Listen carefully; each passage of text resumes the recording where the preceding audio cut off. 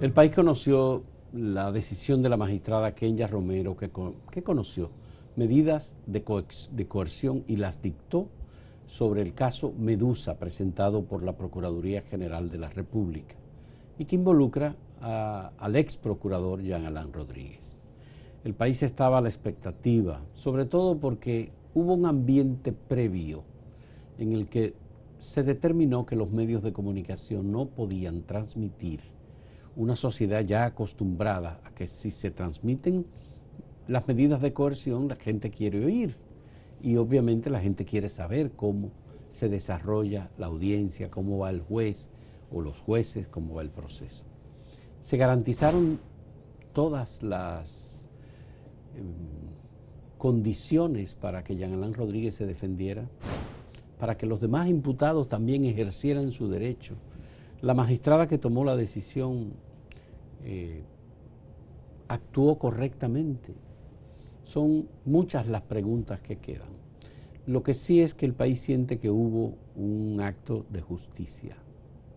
Y uno dice, bueno, habría que juzgar cómo fue que actuó Jean Alain Rodríguez en la Procuraduría General de la República para merecer lo que se ha dictado ahora en justicia. Hemos invitado a Francisco Álvarez Valdés, abogado independiente de Participación Ciudadana, una persona que conoce bien el proceso penal, que conoce a Jean Alain Rodríguez, que conoce a Miriam Germán, a Jenny Berenice, que sabe cómo esto se ha ido construyendo en búsqueda de un sistema de justicia verdaderamente independiente. ¿Se garantizaron los derechos, Francisco Álvarez Valdés, de Jean Alain Rodríguez para que pudiera defenderse?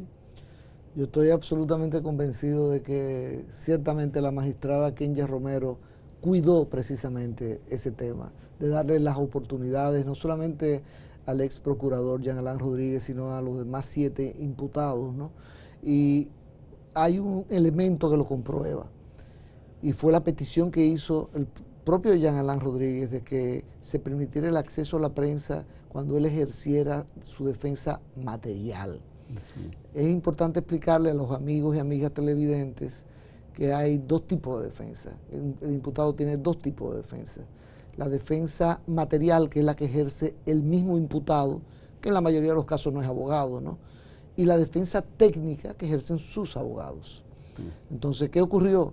Ya se había presentado la acusación por parte del Ministerio Público, o sea, la parte técnica del Ministerio Público, y la magistrada no podía permitir que la defensa técnica del imputado se hiciera frente a la prensa, porque no se había hecho así con la acusación del Ministerio, la solicitud de medida de coerción del Ministerio Público.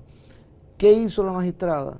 Fue un poquito más allá de lo usual, de lo que es la práctica, en beneficio de Jean Alain Rodríguez, en el sentido de decir, bueno, no puedo permitirle el acceso a la prensa para que escuche la defensa técnica de sus abogados, porque ya el Ministerio Público presentó sin la prensa su solicitud de medida de coerción, pero sí puedo concederle esa petición de la defensa material. De la defensa material, porque el Ministerio Público no tiene defensa material.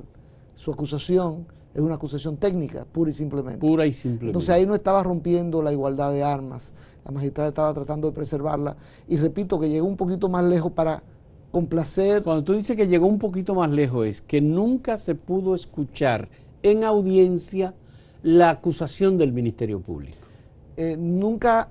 O la petición de las medidas de coerción. Nunca la prensa tuvo acceso a la forma en que presentó su solicitud del Ministerio Público.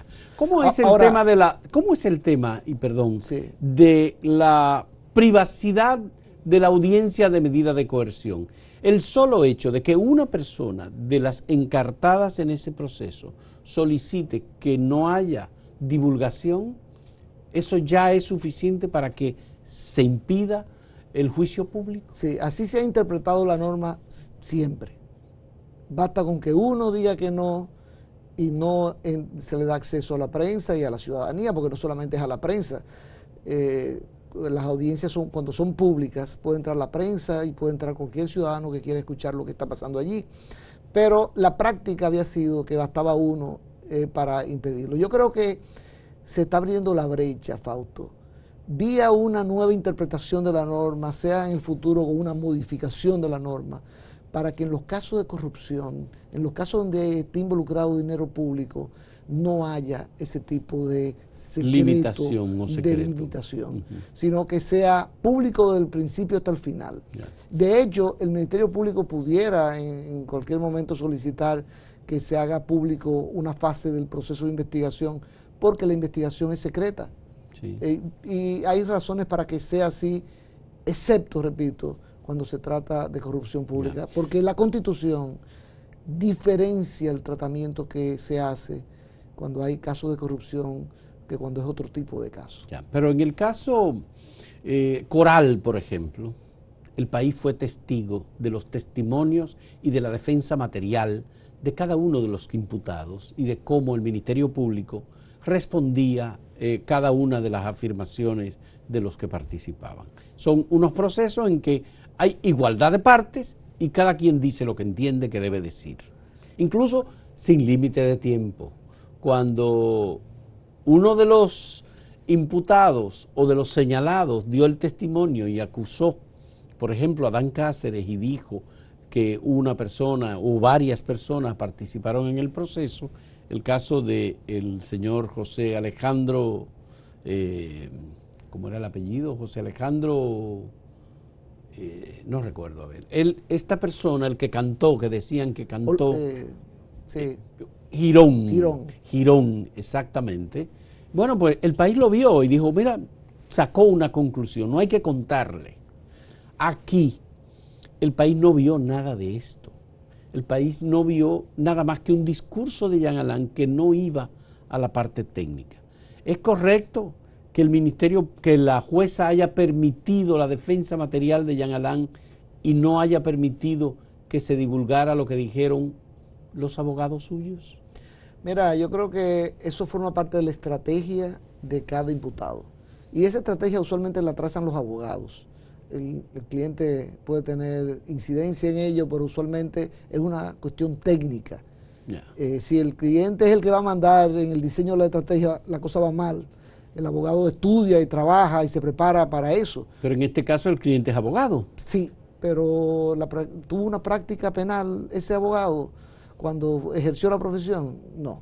O sea, entonces hay que tener una experiencia penal para poder diseñar una estrategia. Pero desde el principio vimos Chichi Biaggi o Gustavo Biaggi dijo muy claramente, yo le he recomendado a mi cliente que solicite que el tribunal se conozca la medida de coerción a puerta cerrada. Nosotros entendemos que hay múltiples razones, pero Jean Alain había dicho, no, yo quiero que sea puerta abierta, yo quiero que se escuche lo que yo tengo que decir. Y mira lo que ocurre en este momento, que si tú me haces una pregunta sobre el contenido de la defensa técnica de Jean Alain Rodríguez, yo te tengo que decir que no la conozco. No se divulgó. Porque no se divulgó, pero sin embargo, si tú me haces una pregunta sobre la defensa material de Jean Alain Rodríguez, que aunque la jueza dijo que no podía grabarse, que tenía que ser con libreta y lápiz, no podía haber elementos tecnológicos para grabar lo que estaba allí. Alguien lo grabó y lo divulgó. Entonces yo sí conozco la defensa material de Jean Alain y puedo referirme, o parte por de ejemplo, la defensa material. Por ejemplo, puedo referirme al tema del cheque de los 34 millones de pesos con detalles, porque lo escuché de Jean Alain Rodríguez. Pero hazme una pregunta sobre la defensa técnica de Jean Alain y te tengo que decir que él estaba, por la grabación que yo la escuché también, él estaba impedido de referirse a las pruebas presentadas por el Ministerio Público. Porque ese es un análisis técnico y él solamente debía ejercer la defensa material. ¿Qué significa eso? Imagínese el amigo o la amiga televidente que es imputado de repente en un caso sin ser abogado. Y cuando le dicen, usted puede ejercer su defensa material, usted se puede referir a lo que está usted pasando, a sus condiciones, cómo usted se educó, cómo usted se formó, si usted tiene antecedentes, en fin. Pero eso es una defensa material. Por eso Jean Alain en algunos momentos decía, me estoy refiriendo al honor. Al honor, él siempre decía al honor. Sí, porque él quería decir, yo no me estoy refiriendo a algo técnico, porque estaba vedado de hacerlo, para evitar que se rompiera la igualdad que tiene que haber entre el Ministerio Público. ¿Y él podía solicitar al tribunal que se escuchara su defensa técnica cuando el Ministerio Público no había sido escuchado? No, por eso no se le concedió. Por eso no se le concedió. Ahora, Insisto, la magistrada, cuando te digo que fue un poquito más allá de lo tradicional, es que por lo pronto yo, que no tengo tantísima experiencia, pero por lo pronto yo no tenía o no conocimiento ni he participado en ningún caso donde haya ocurrido esto que ocurrió ahora, que solamente se le abrió las puertas a la prensa para la defensa material y no para la defensa técnica. Y yo lo aplaudo porque es un paso de avance hacia lo que yo entiendo que debe ser la meta, que es que en materia de corrupción, apertura completa. Y déjame decirte, esa estrategia que trazó Jean Alain Rodríguez, en contra del criterio de sus abogados, no le resultó bien. Porque yo que escuché esa defensa material, de repente me quedé diciendo, ¿y esta fue la defensa de él? ¿Y dónde están sus razonamientos jurídicos, por ejemplo? Sí, los elementos técnicos brillaron por su ausencia en el caso de su defensa material. Entonces la población, tú dices la ciudadanía, los medios de comunicación, pero organizaciones como Participación Ciudadana, que la gente muchas veces puede pensar, ¿y por qué Pancho Álvarez está yendo a los medios y hablando de este tema?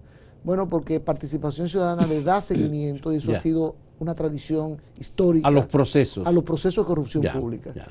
Desde el principio. El caso de Brecht fue y vela porque se garantice el principio de igualdad de partes. Y el derecho de derecho a la defensa. También, o sea, porque no es solamente... Y la presunción de inocencia. Aunque la gente puede entender que siempre estamos más cerca del Ministerio Público.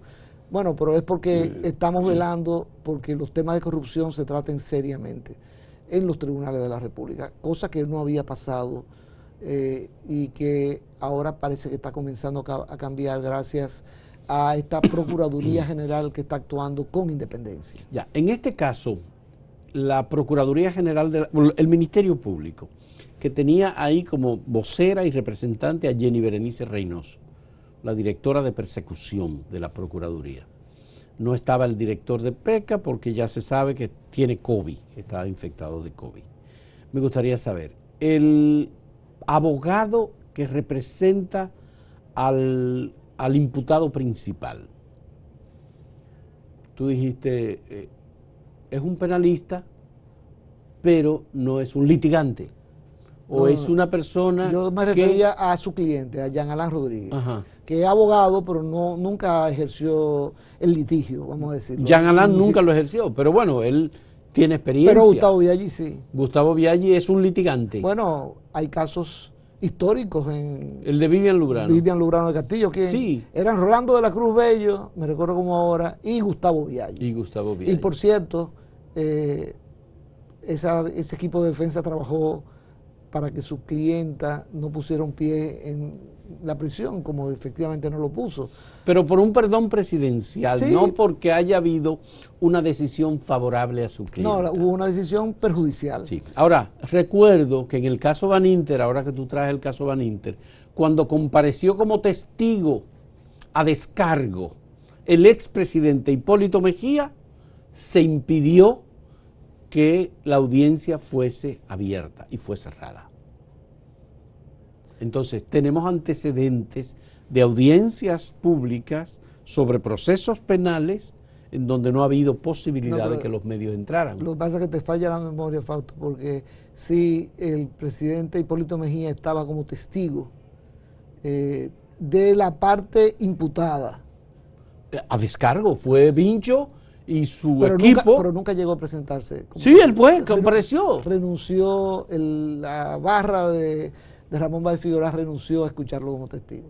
O sea, pero él compareció ante el tribunal, eso es lo que yo recuerdo. Bueno, y lo que pasó, la discusión que se produjo dentro. Pero mira, de todas maneras, aquí lo importante es que cada imputado tiene su equipo de abogados y cada equipo de abogados diseña su estrategia. Y bueno, y son los abogados.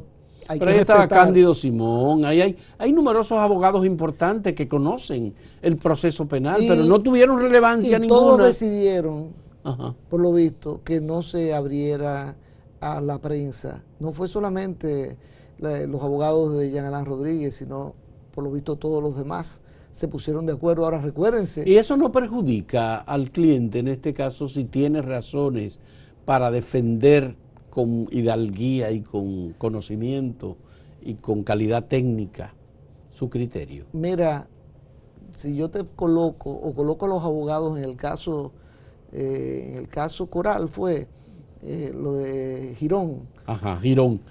Se llama Alejandro Girón Jiménez. Si tú colocas a Adán Cáceres, lo retrotrae en el tiempo para ver si él cambiara su decisión o la confirma de permitir que fuera pública la audiencia. Después de escuchar a Girón hubiese dicho, no, que sea cerrada. Eso depende de la estrategia. Aquí el tema era, ¿tenía el Ministerio Público un Girón dentro del caso Medusa? Parece que sí. La encargada de almacén. Sí, pero no está como imputada. O sea, lo que te estoy diciendo es que el Girón estaba como imputado y ya tenía un acuerdo con el Ministerio Público, ya, obviamente. Pero y los demás lo sabían. Y ejerciendo su defensa material, dijo todo lo que ya eso forma parte de la historia de ese caso, ¿no? Pero aquí lo importante, Fausto, es que estos procesos deben estar revestidos de la mayor seguridad posible. La jueza Kenya Romero manejó muy bien esas audiencias, a pesar de que tú dirás, bueno, a veces se le salió de las manos con el audio que escuchamos. Revela una situación donde debió rompérsele el mallete tratando de imponer el orden entre Jean Alain Rodríguez y Jenny Berenice Reynoso. Sí. Pero Jenny Berenice lo que estaba tratando era de que el imputado Jean Alain Rodríguez se sometiera a la decisión de la jueza de no tocar los aspectos técnicos de la solicitud de medida de coerción. Yeah. Y obviamente, sobre todo, que parece que el único argumento que tenía, así para generar opinión pública importante, era lo del cheque, sí, de 34 millones de pesos. Y yo creo que esa es una historia... Con el tema de la firma, él dice que hubo una falsificación de firma. Pero el tema no fue en la firma. Es importante recrear este caso en particular.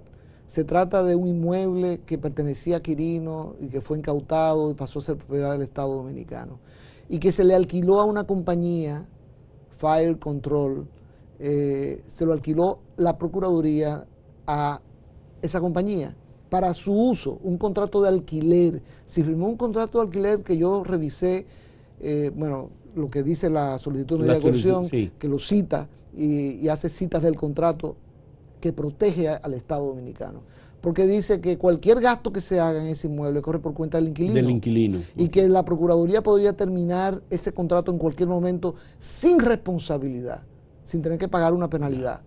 Y de buena primera ese contrato de alquiler que se firmó en el 2019, en el 2020, a días de el cambio de mando, se sustituye, el Ministerio Público dice, se suplanta por otro contrato que ya es de renovación de inmueble.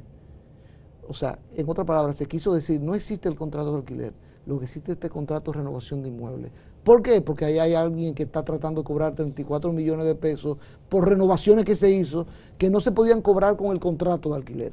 Y por eso hay que olvidarse de ese contrato de alquiler. Y eso es parte de la pieza probatoria contra Jean Alain. Y los dos contratos tienen exactamente la misma fecha. Entonces, ¿qué ocurre? De buena primera se hace una solicitud de cheque por 34 millones para pagar esas renovaciones. Y en esa solicitud de cheque, y permíteme que saque el papelito porque... una solicitud de cheque. Una solicitud de cheque que decía, según el Ministerio Público, aprobado debido cumplió proceso legal. Y eso está de puño y letra de Jean Alain Rodríguez. Ay, caramba. Y el cheque está firmado y reconocido por Jean Alain Rodríguez. Él lo reconoció. Sí, sí, el cheque. El cheque de 34 millones de pesos. Es lo que dice que se alteró esa frase de aprobado debido cumplió proceso legal, y Jean Alain dice que fue sustituida por la frase aprobado debiendo cumplir proceso legal. Él decía, no, yo firmé eso, el cheque, pero tenía que cumplirse previamente con el proceso legal. ¿Cuál proceso legal? Y tú firmas un cheque si no se ha cumplido previamente el proceso legal para poder firmarlo. Claro. Pero además, ese cheque, el Ministerio Público dice en su solicitud de medida de coerción que esos fondos fueron extraídos de la cuenta de la Procuraduría. De la cuenta de la Procuraduría. La verdad es que el cheque no se cobró nunca. Se intentó cobrar el 18 de agosto, 2 días después de haber abandonado la Procuraduría. Se intentó cobrar Y en el expediente, en la ¿Y a solicitud... nombre de quién estaba el cheque? Fire Control. Sí, Fire Control. El tema es aquí que ese cheque fue tratado de cambiar en el banco el 18 de agosto, 2 días después del cambio de poder. ¿Y qué ocurre? Que el banco rehusó el pago. del O sea cheque. que el dinero nunca salió de la cuenta. Nunca salió. Y los que defienden a Jean Alain Rodríguez dicen, no hubo estafa porque el dinero nunca salió de la cuenta. Pero entonces hubo tentativa. Hubo la tentativa. De estafa que se castiga como el crimen mismo. Como el crimen mismo. Eso es una, ¿cómo que se dice? Una jurídica, una frase jurídica reconocida, una máxima jurídica, ¿verdad? Sí, pero no, es que no es una máxima, está en la normativa. En la normativa. Sí. La tentativa del crimen es como el crimen mismo. Sí, se castiga como el crimen mismo. Bueno, vamos a hacer una pausa y entremos entonces a la parte ya del dispositivo de la disposición de la magistrada Kenya Romero. En un momento retornamos.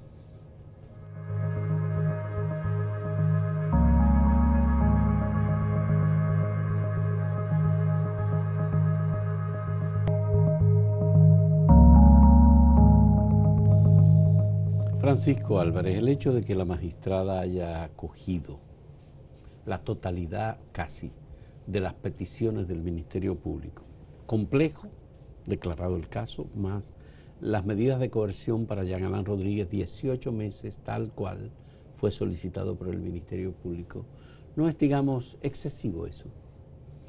Mira, lo primero que hay que establecer es que los abogados y algunas de las personas que defienden a Jean Alain Rodríguez dicen que no le fue tan bien al Ministerio Público, porque de 8 imputados, solamente a la mitad, le dieron. Si tú comparas con los otros casos, pues tal vez no fue el mismo nivel de efectividad. Prisión domiciliaria tres prisión domiciliaria y uno, medida de coerción nada más que impedimento de salida. Garantía económica de $1 millón y presentación periódica. Periódica.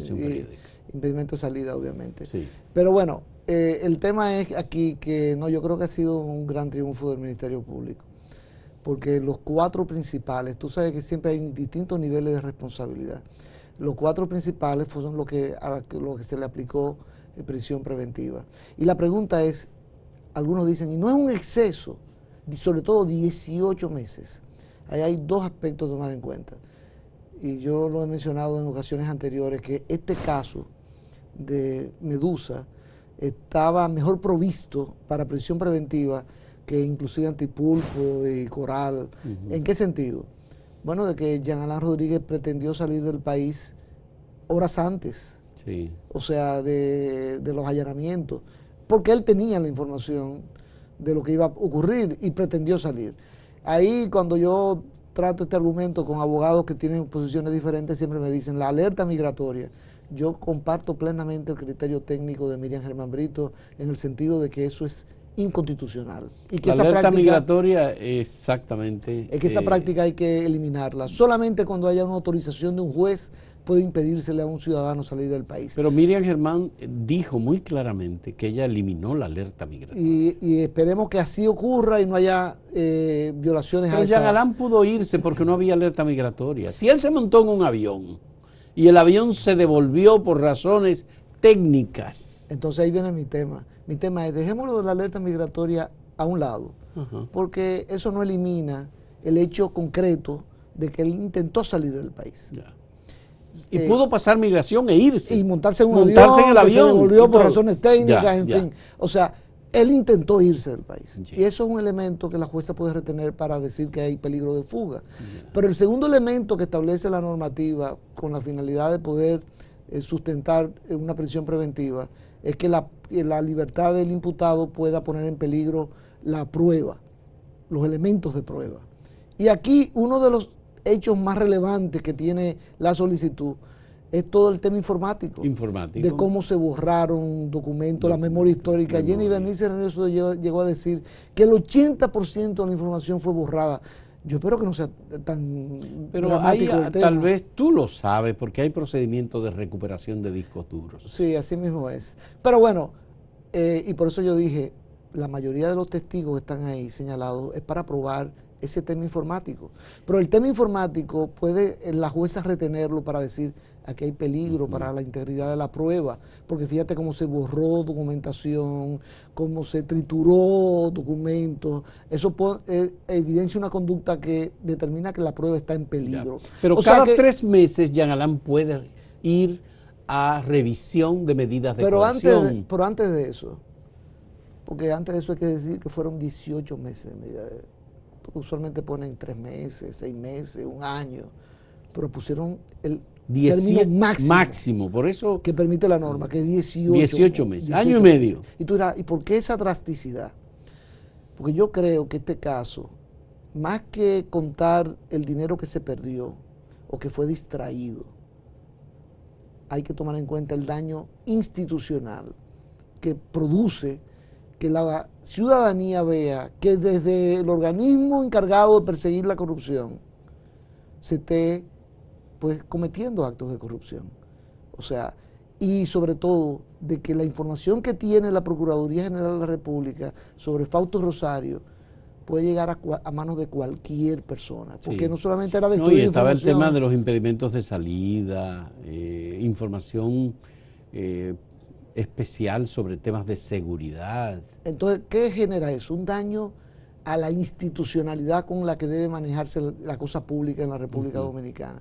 Y eso genera un daño que yo entiendo que es lo que ha hecho que la magistrada haya puesto pues el máximo de la prisión preventiva, que es 18 meses. Ahora, ¿qué va a ocurrir ahora? Bueno, en primer lugar, yo entiendo que los 4 que tienen prisión preventiva van a recurrir esa decisión e irán a apelación a que se revise. ¿En cuánto tiempo? ¿Inmediatamente? Sí, pues, bueno, en primer lugar, todavía no tenemos la resolución completa sino la parte dispositiva nada más. Dispositivo solamente. Ella lo dijo en relación a cada uno. Sí, hay que esperar que la magistrada pues saque su resolución completa y se le notifique a los imputados. A partir de ahí se abre el plazo para recurrir en apelación. Cuenta con que lo van a hacer los 4 imputados con prisión preventiva. Estoy casi seguro que no lo van a hacer aquellos que tienen prisión domiciliaria. Pero pasadas apenas unas horas, ya el imputado principal fue trasladado a Najayo. Sí, pero eso es lo que ocurre normalmente. No hay nada extraordinario en eso. Porque la carcelita, que es la cárcel del Palacio de Justicia, es pequeña. Además, le dijo que él estaba durmiendo en el suelo. Mira, él conoce mejor que nadie el régimen penitenciario de la República Dominicana. Mejor que nadie. Porque fue procurador general de la República y porque tenía un proyecto de humanización de las cárceles. Entonces él conoce mejor que nadie en las condiciones en que va a estar él. Mejor que yo, mejor que tú, mejor que cualquiera. El conocimiento. Ahora, es una cárcel, como él bien le dijo a Nuria Pierre en una entrevista. Una cárcel es una cárcel. No es un resort. No es un resort. Y eso me lleva a un tema humano, Fausto, que nunca puedo dejar de mencionar. A ver. Y es el mismo tema humano que me llenó de indignación cuando vi cómo se maltrató a Miriam Germán Brito. Sí. Pero él, Jean Alain Rodríguez, no deja de ser un ser humano por el hecho de haber hecho lo que hizo. Y eso me apena que una persona joven, con la preparación que le dio su familia, con todo el sacrificio, me imagino, del mundo, porque Jean Alain Rodríguez es una persona bien formada. Fue a las mejores universidades, no solamente en República Dominicana, sino en Italia, en Francia. Es una persona con una excelente formación. Y cada vez que yo veo a un joven con esas condiciones caerse como se ha caído, me apena por la condición humana. Porque mira, Fausto, porque ahí hay una madre que va a estar sufriendo. Una esposa, unos hijos. Sí, claro. Hay todo un entorno que va a sufrir. Y eso, pues lamentablemente, debió evitarse. Sí, son situaciones verdaderamente dolorosas y uno tiene que entenderlo. Una persona, recuerdo que conversó y me decía, se me encoge el corazón, porque además se trata de una persona pública, muy conocida, que persiguió a personas que él imputó como violadores de la ley, receptores de sobornos, el caso de Brecht, por ejemplo, que él instruyó y él firmó. Claro, él perdonó personas, él archivó expedientes y él puso en prisión a un grupo de personas, incluyendo ministros del gobierno. De modo que es un caso que es para la reflexión. El poder es muy efímero. ¿Tú crees que la actuación de Jean Alain Rodríguez en la Procuraduría General de la República era de desconocimiento de las acciones que se le están atribuyendo? Mira, que pudo haber sido ese grupo de empleados a su alrededor que hiciera y deshiciera sin que él lo supiera. Yo tengo mi opinión muy personal al respecto, en el sentido de que Jean Alain Rodríguez, desde el inicio de su activismo en la vida política, comenzó a tener unas ambiciones que no paraban, ni siquiera en la vicepresidencia de la República. Para mí él aspiraba y en la medida en que llegó, él quería ser presidente. Él quería ser presidente de la República, estaba trabajando para construir un proyecto presidencial. Eso es legítimo. Completamente es decir, legítimo. yo creo que la gente que aspira a ser presidente de este país o de cualquier país es legítimo. Absolutamente. Todo el mundo tiene derecho a eso. Absolutamente legítimo. Entonces no se le puede... Excepto Ajá. cuando tú vas a una función pública y utilizas la función pública para mejorar tus posibilidades de llegar a la presidencia. Y yo creo que ahí fue donde estuvo el problema. Por ejemplo, cuando se apresó, se arrestó a los imputados en el caso de Brecht, recordemos ese aparataje que hubo, donde quien firmó el apresamiento no fue la prensa ordinaria. Fue la Procuraduría. Fue la propia Procuraduría. Pero ahora lo acaba de relatar uno de los imputados en el caso Medusa. Sí. Miguel José Moya. De Moya. ¿Qué ha dicho? Que se le contrató para hacer una especie de marketing del caso de Brecht. O sea, sí. En Estados Unidos... Nosotros, como medio de comunicación, recibimos la grabación de la Procuraduría, sí, y firmamos un documento que entregamos al tribunal porque se nos pidió, certificando quién nos entregó el documento, la afirmación. Y tú puedes utilizar una función pública para promoverte ejerciendo correctamente la función pública. En Estados Unidos, cuando, tú eres fiscal, vamos a poner un caso emblemático, Giuliani. Rudolph Giuliani. Rudolph Giuliani fue fiscal contra la mafia norteamericana. Y él aprovechó ese enfrentamiento que él tenía como fiscal contra la mafia para promoverse políticamente. Y llegó a la alcaldía de Nueva York. Llegó a la alcaldía de Nueva York y llegó a ser pensado como candidato presidencial. Nunca llegó a ser candidato, pero fue uno de los nombres que se barajó. Pero él aprovechó su posición en la fiscalía para promoverse. ¿Pero de qué manera? Derrotando a la mafia, ganándole los casos en los tribunales. ¿Qué ocurrió? Mira cómo termina Rudolph Giuliani ahora. Fue suspendido en su ejercicio en el estado de Nueva York como abogado. ¿Por qué? Impedido de ejercer. ¿Por qué? ¿A qué se debe? Sencillamente a que se desvió de la conducta que debe tener un abogado, porque fíjate, ya no un funcionario público, sino un abogado en ese sentido. Sí. Ahora, ¿qué ocurrió con el caso de Jean Alain? Que él quiso utilizar Odebrecht para promoverse, pero Odebrecht es una serpiente de no 7 cabezas, no, de muchísimas cabezas. Una medusa. Y él perseguía algunas, otras no. Y el caso se manejó de tal manera que hoy día el principal peligro que tiene el caso de Odebrecht que se está conociendo en los tribunales es esa sensación que tiene todo el mundo de que como Jean Alain es responsable de todo y es culpable de todo, es un caso perdido. Pues es un caso perdido. Y la suerte que ese caso esté en manos de 3 magistradas y sobre todo quien preside ese tribunal colegiado, Giselle Méndez, sí, que honra la toga de jueza, las 3.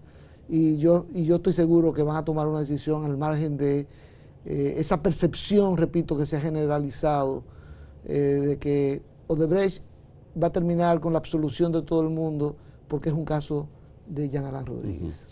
La pena, como tú dices que sientes, o el encogimiento del corazón, como yo mencionaba, ¿es un elemento a tomar en cuenta por un tribunal de justicia? No, porque al fin de cuentas el Tribunal de Justicia tiene que basarse en las pruebas. El hecho de que Miriam Germán se haya abstenido de manejar el caso, de tratarlo, de ordenarle al Ministerio Público que tome tal o cual decisión, es un elemento que opera a favor de Jean Alain Rodríguez. No, yo creo que fue tal vez la peor decisión para Jean Alain Rodríguez que pudo tomar Miriam Germán Brito.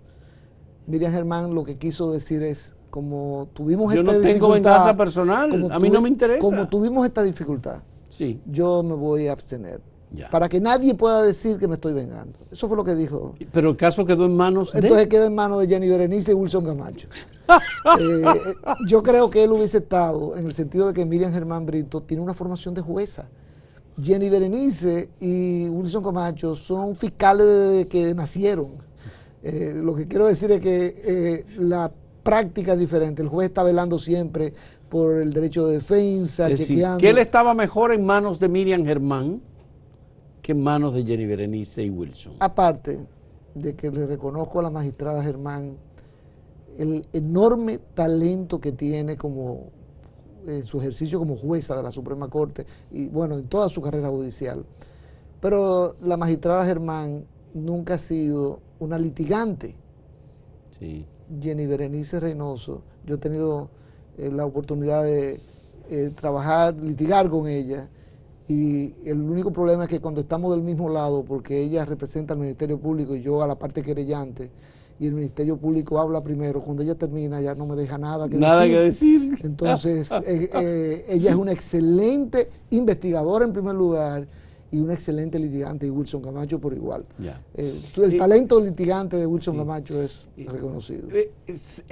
La percepción es que Jenny Berenice es muy dura cuando interviene y cuando actúa, y es retadora, y es extremista supuestamente. Hay quienes dicen que es extremista. ¿Eso es bueno o es malo frente a un juez? Mira, sí, yo también he estado en posiciones, en casos donde la tengo en contra, a Jenny Berenice Reynoso. He tenido casos de esa naturaleza. Sí. Y puedo dar fe y testimonio que es dura. Pero no es porque es Jean Alain Rodríguez, es que esa es su naturaleza. O sea, cuando yo me he tenido que sentar con ella, por ejemplo, a demostrarle que la Fiscalía cometió un error y que tiene que retractar una decisión, ella defiende el trabajo, defendió en ese caso concreto el trabajo de la Fiscalía con uñas y dientes. O sea, ella es una mujer apasionada con lo que hace. Y eso no está mal, y lo ha demostrado en el curso de su vida profesional. Tú dices, puede hacerle daño, ella siempre tiene que saber que hay un límite que tú no puedes traspasar, porque al juez o la jueza tú tienes que respetar su investidura, pero ella es dura litigando.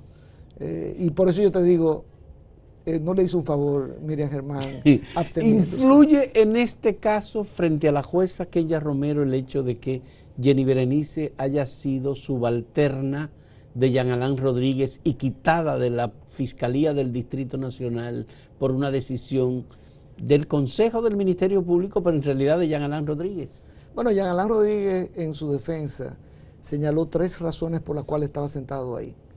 Una era Miriam Germán, y pidió disculpas, perdón, que ese hecho bochornoso que aconteció pues le perjudicó, y por eso él dice que estaba sentado ahí.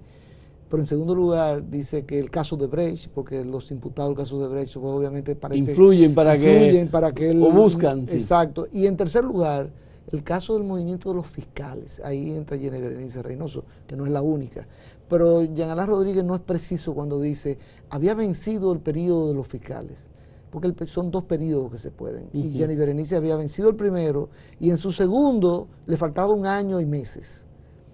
¿Y qué pasaba? Lo que le tocaba era una evaluación de desempeño. Sí, pero mi pregunta es, frente a la jueza Kenya Romero, ¿influye el hecho de que Jenny Berenice haya sido subalterna de Jean Alain Rodríguez? No me parece. No tiene por qué influir. No tiene por qué influir.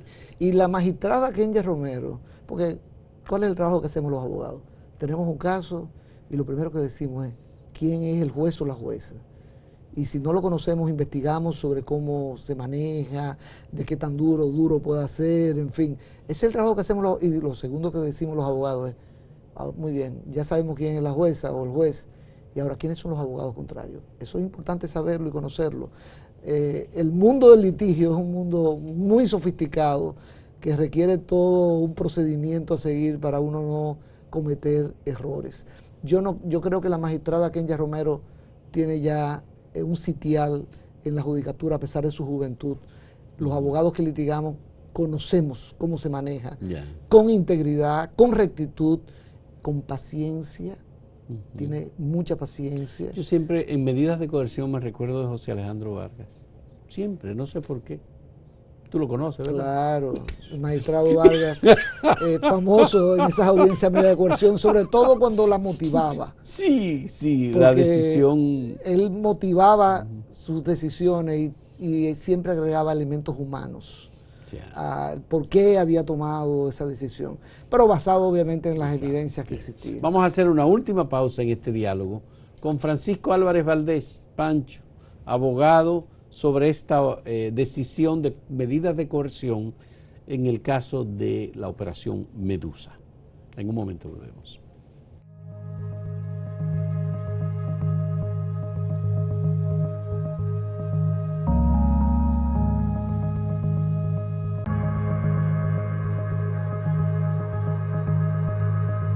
Francisco Álvarez Valdés, he escuchado algunos comentarios de los que defienden a Yagalán en el ámbito jurídico y dicen que lo que aquí ha habido es un poco de populismo penal o justicia populista. ¿Se puede atribuir a la decisión de la magistrada Kenya Romero ese concepto de populismo penal? Mira, lo primero que tú tienes que hacer es examinar la solicitud. Y si la solicitud hubiese estado vacía y ella como quiera le mete 18 meses, tú dirás, bueno, se dejó influir por lo que piensa la gente, y eso es populismo penal. Pero no, era que había una solicitud de medida de coerción que junto con la de Antipulpo y la de Coral, más que solicitud de medida de coerción, parecían acusaciones ya. Son 294 páginas más un volumen de pruebas extraordinario. No es usual, miles de páginas. No es usual una solicitud de medida de coerción de parte del Ministerio Público con ese nivel de profundidad. Claro, todavía ahora que se abre la parte de la investigación y como dijo la magistrada Jenny Berenice Reynoso, ya parece que hay elementos más nuevos, más graves, y posiblemente hayan personas que puedan ser incluidas, así como personas que puedan ser excluidas. Todo eso es posible. Ahora, populismo penal, cuando se trata de temas de corrupción, no hay país en el mundo que tú puedas ponerle una inyección en contra del populismo penal. ¿Por qué? Porque los casos de corrupción siempre llaman la atención de la ciudadanía. Y los medios de comunicación están para servir la información de lo que ocurre en esos casos a la ciudadanía. Y eso genera una percepción en la ciudadanía que muchas veces va en contra del imputado. Y entonces viene el tema de, porque la ciudadanía pide la cabeza, ¿no es así? Entonces la jueza o el juez tiene que darle la cabeza a la población. No. Los jueces tienen que sencillamente estar conscientes de que, a pesar de que son seres humanos, de que tienen que basar su decisión en las evidencias, en las pruebas, y no en lo que dice el pueblo. ¿Quién era una experta en eso? Miriam Germán Brito. En una época tan difícil, donde un juez no se atrevía a liberar, a absolver de responsabilidad a una persona imputada de narcotráfico, Miriam Germán, si no habían las pruebas ahí, lo soltaba. Sí. Y eso le valió crítica de abogados muy prominentes en el pasado, que inmediatamente las indicaban, porque aquí a un juez le es más fácil decir, tú estás acusado de narcotráfico, condenado. No va a haber críticas hacia mí. Severino. Miriam Germán no tenía ninguna preocupación, y recuerdo ahora el caso, por ejemplo, de Ramón Bay Figueroa, que ya en el tema de fraudes bancarios, ¿quién fue que le varió la medida de coerción, vamos a llamarlo de esa manera? Y de la prisión preventiva donde estaba, lo mandó a su casa a esperar el proceso. Fue Miriam Germán Brito.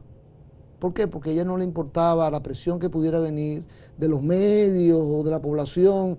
Ella sencillamente decía, aquí no hay un peligro de fuga, yo le voy a conceder que espere el proceso desde su casa.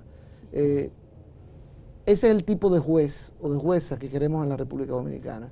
Porque la atención pública y de los medios en los casos de corrupción siempre va a existir. Entonces tenemos que fortalecer a los jueces, no es privar de información a la ciudadanía. Yo quiero, por supuesto, hacer una valoración completa de este proceso. Hay quienes entienden que actúa el hecho de que Jean Alain haya sido tan agresivo contra Miriam Germán en la conciencia del magistrado o la magistrada que tomó la decisión, y que el Ministerio Público está vengándose.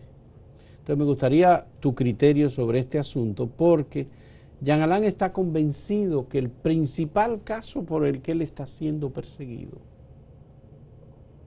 es él haber actuado sobre Miriam Germán y contra Miriam Germán. Ya tú señalaste las 3 causas que él entiende. Eso es lo que él entiende. Sí, pero él se está olvidando, por ejemplo, de ese cheque de 34 millones de pesos. Él se está olvidando del fraccionamiento que hubo de las compras y contrataciones para evitar las licitaciones. Tú sabes, ese método que se utiliza, de que aquí hay una compra por 10 millones, tú haces compras por un valor, varias compras por un valor más pequeño para evitar la licitación e irte por otra vía más fácil, ¿no? Eso está con su puño y letra también. Y así como te digo eso, te digo, hay 19 propuestas prácticas en la solicitud, 19, de la página 5 a la página 11. Tú vas viendo en qué basa el Ministerio Público su solicitud. Y hay 19 propuestas fácticas, o sea, hechos concretos que menciona el Ministerio Público. Y después viene el desarrollo de cada uno de esos hechos. Entonces, no se trata de un tema de venganza. Ahora, que alguien pueda pensar, hay motivos para vengarse. Sí, claro. Sí, claro que sí. Ahora, el hecho de que Rafael Cano, el jefe del gabinete con Jean Alain, se haya fugado, ¿ese hecho actúa a favor o en contra de Jean Alain? En contra. Lo que es, no se necesitaba, pero lo que es el tema de la fuga, vamos a llamarlo de esa manera, del señor Cano, porque no está por lo visto en el país, pero además el tema del plátano. Sí, ese tipo de temas. Pero ¿cómo va a ser? Eso es una anécdota apenas. Pero óyeme lo que ocurre. No, eso no es una anécdota. Hasta donde tengo información, eso fue un hecho real. Ahora, ¿qué ocurre? Que un juez puede perfectamente deducir de ese hecho, si él dejó unos plátanos era porque sabía que venía un allanamiento. Si sabía que venía un allanamiento es porque estaba penetrando la información que tiene el Ministerio Público o que tiene el juez que da la autorización para el allanamiento, tiene mecanismos para hacerlo, y eso puede poner en peligro, ¿qué cosa? Las pruebas. Y esa es una de las razones, poner en peligro las pruebas, por la que se puede poner prisión preventiva. Entonces, si él tuvo la oportunidad de poner los plátanos dentro de la caja fuerte para que el Ministerio Público llegara y se encontrara con eso en vez de con evidencias que pudieran ser utilizadas en su contra, eso puede revertirse en su contra. Ahora, yo me pregunto, Fausto, ¿y realmente habían plátanos dentro de una caja fuerte? Él mismo lo aclaró. Jenny habló de una mano de guineo. Porque a mí... No, pero eso es lo que me habían dicho. Oye, voy a plagiar a alguien. A ver. A mí me parece surrealista. Que Jenny dijo que era una mano de guineo y él dijo que no, que era una mano de plátano. Bueno, tal vez por aquello de que él había... y está la grabación, supuestamente. Él había renombrado el caso, no como sancocho. Como sancocho. Entonces tal vez quiso hacer una referencia. Ya. Pero aquí el tema es, si tuvo la oportunidad pero la gravedad del caso no es para una burla como pero esa. Óyeme, es que el juez, ¿qué retiene el juez? ¿Qué retiene el juez? El juez, la jueza frente a esta que situación? Si tuvo la oportunidad de sacar de esa caja fuerte documentos y poner una mano de plátano, pues pudo haber distraído evidencias que le perjudicaran. ¿Tú recuerdas cuando se perseguía la fortuna acumulada de Luis Álvarez Renta en el caso de los fraudes? Me recuerdo perfectamente. ¿Qué fue lo que se encontró en Miami cuando se buscó en una propiedad de Luis Álvarez Renta? Bueno, no, para ser más exacto, un juez en Miami le ordenó que reintegrara al Banco Central unos productos que había comprado con su tarjeta de crédito, porque estaba prohibido de utilizar la tarjeta de crédito, en fin, porque eso implicaba distracción de los fondos. Sí. Y él envió al Banco Central unas zapatillas de su hija pequeña y creo que un reloj de marca pero sobre todo la zapatilla de su hija pequeña que le envió. Pues, obviamente lo que pretendía era de alguna manera burlarse, ¿no? O sea, de esa medida que había tomado un juez en Estados Unidos, no aquí en República Dominicana. De modo que estos casos también representan elementos sobre la seriedad con que tú te defiendes o la honestidad con la que tú actúas frente a una autoridad superior, porque en este caso no es la autoridad propia del Banco Central, sino la autoridad superior es el juez que está tomando la decisión sobre tu propio destino. Y eso pasa en todos los sitios, en todos los países, con todos los jueces. Y te hago otra anécdota. En el caso de Pedro Castillo, en el juicio que se le siguió también en Miami, y yo estuve presente en esa audiencia, la jueza le preguntó, ¿dónde están las cajas que usted sacó según ese video del banco a tal hora? Y él dijo, así con una tranquilidad pasmosa, lo tiré al mar. ¿Ah, sí? Sí. Las cajas que fueron sacadas en carrito y todo de la oficina principal del Banco del Progreso aquí en República Dominicana. Lo tiré al mar. Lo tiré al mar. Y obviamente tú puedes estar seguro que eso influye en el juez porque es un ser humano y está diciendo, se está burlando de mí. Se está burlando de mí, o sea, pero un juez nunca te va a decir... te está burlando de mí. Sí. Si fuera José Alejandro Vargas, sí lo dice. Y bueno, y en Estados Unidos los jueces son muy dados a ese tipo de intercambio, ¿no? O sea, aquí en República Dominicana... Como que sale de la formalidad. Sí, aquí pero los jueces, es un sentimiento. Aquí los jueces, como dicen, dan su opinión por sentencia. Si tú hubieses sido el abogado de Jean Alain, ¿qué tú le hubiese recomendado como estrategia jurídica de defensa técnica? Decir en primer lugar que Jean Alain tiene dos excelentes abogados y sobre todo yo tengo una relación muy vieja con Gustavo Biaggi, pero muy vieja, o sea, de hecho Gustavo se graduó en el año 78 y yo en el 79, ya tú sabes cuántos años atrás, en la Universidad Nacional Pedro Enrique Ureña. Pero bueno, tomándome la frescura, ¿no? Con la licencia que yo estoy seguro que Chichi me daría, y yo estoy seguro que él lo hizo. Esa estrategia de no dar, de cerrar las puertas del tribunal para que no se conociera, debió ser una estrategia completa y no permitir que Jean Alain ejerciera su defensa material. ¿Por qué? Porque siempre me recuerdo de un profesor que me decía, si tú estás defendiendo a un culpable, lo primero que tú tienes que hacer es cerrarle la boca. Me decía ese profesor. A un culpable. Cuando tú defiendes, porque el abogado usualmente sabe si su cliente es culpable o inocente. Pero me decía, cuando es culpable, lo primero que tú tienes que hacer es cerrarle la boca. En este caso concreto, pues lo que ocurrió fue que la defensa técnica no tuvo la oportunidad de llegar a la población en sentido general, pero sí la defensa material. Y yo creo que eso perjudicó el caso de Jean Alain Rodríguez. Es decir, que el ego pudo más en la visión de Jean Alain de que él es el centro de atención de todo este proceso. Sí, y bueno... En realidad, ¿el ego opera en un juicio penal como este? Claro. ¿De medida de coerción? El ego opera en todas las facetas de los seres humanos, en todas las actividades de los seres humanos, e influye usualmente de manera negativa. Entonces, uno de los principales trabajos aquí es controlar el ego. Y no solamente el ego de los imputados, de los propios abogados, que tenemos también nuestro ego. Y a veces queremos que predomine por encima de los intereses del cliente. ¿Pudo imponerse la estrategia de defensa de Jean Alain sobre la estrategia de defensa de los demás imputados?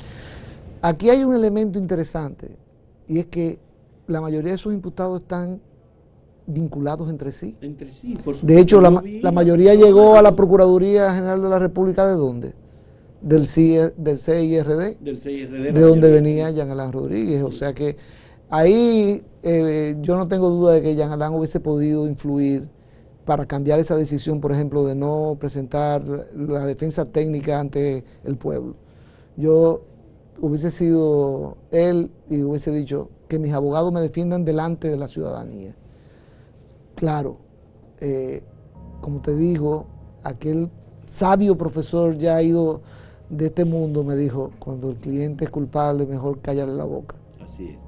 Los imputados en el caso Coral, por ejemplo, todos ejercieron el derecho y a mí me parece que no sirvió de nada lo que dijeron, nada más que para que el magistrado o los jueces asumieran la responsabilidad que cada uno tenía. Porque cuando se ejerce la defensa material, ¿qué es lo que se pretende? Ya no son elementos técnicos. Convencer emocionalmente. Es la parte humana, tocar la parte humana del juez. Y en este caso, pues obviamente no surtió efecto. No surtió efecto. Francisco Álvarez Valdés, muchas gracias por esta conversación. Le agradecemos muchísimo, te agradecemos muchísimo que haya aceptado hablar de este tema, que la gente está pues, interesada en conocer estas interioridades y estos detalles como abogado tiene por la experiencia. Yo creo que es interesantísimo lo que acabas de decir sobre que cuando defiendes a una persona que está siendo acusada de culpable y tú tienes la percepción de que es culpable, que no se hable. Claro. Cállale la boca. Muchas gracias. Muchas gracias a ustedes igualmente por la compañía. Hasta luego.